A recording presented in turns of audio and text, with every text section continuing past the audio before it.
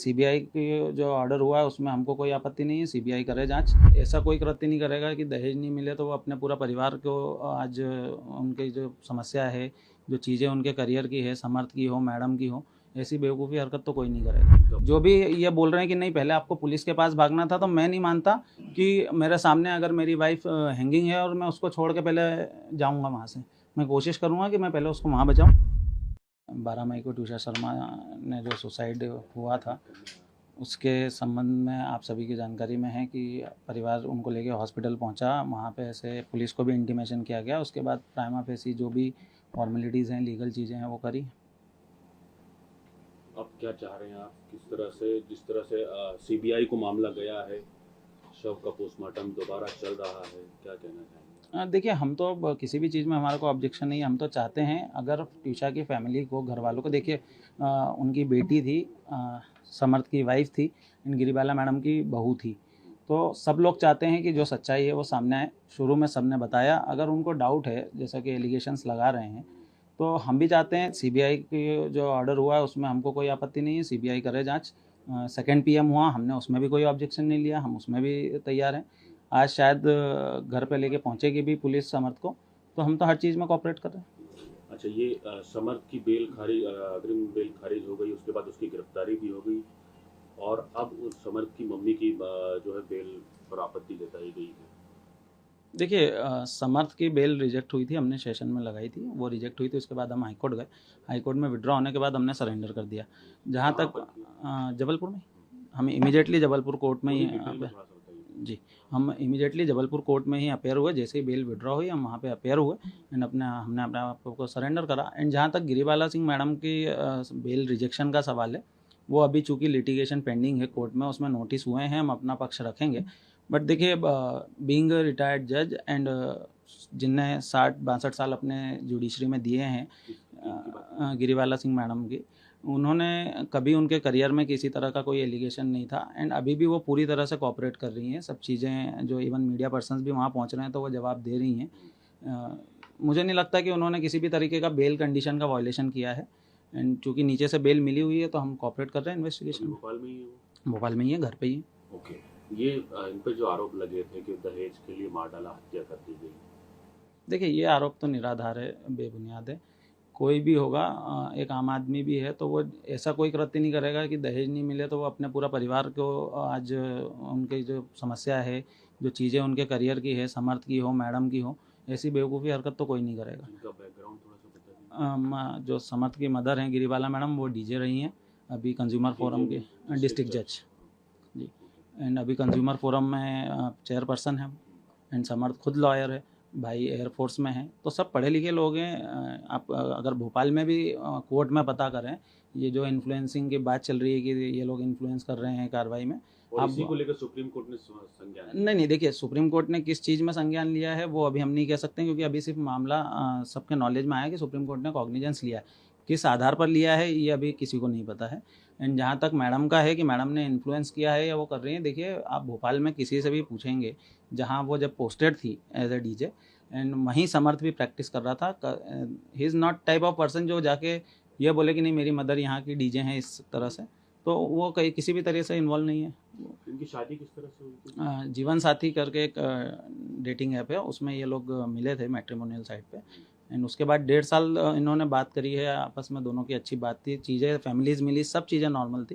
And उसके बाद ही शादी हुई दिसंबर। इंटरकास्ट है? हाँ जी, देखिए, दोनों पढ़ी लिखी फैमिली है, दोनों का बैकग्राउंड सेम था, दोनों की फैमिलीज में मिलिट्रीज पर्सन है, आर्मीज पर्सन है, तो दोनों परिवार राजी थे? हाँ, ऑफ कोर्स।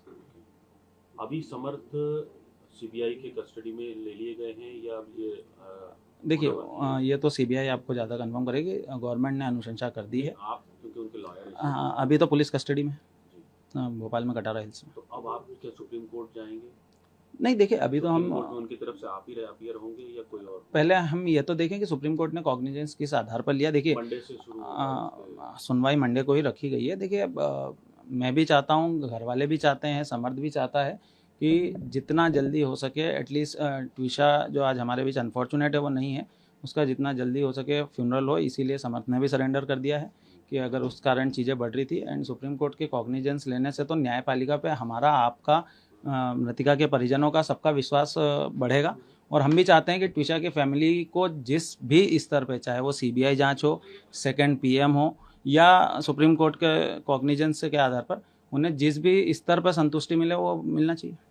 गिरफ्तारी सरेंडर से पहले समर्थ से आपकी जो भी बातचीत हुई होगी, उसकी मम्मी से बातचीत हुई होगी, तो क्या बताया उन्होंने घटनाक्रम? देखिए, घटनाक्रम यही था कि आप सभी के पास सीसीटीवीज भी अब तो अवेलेबल हैं।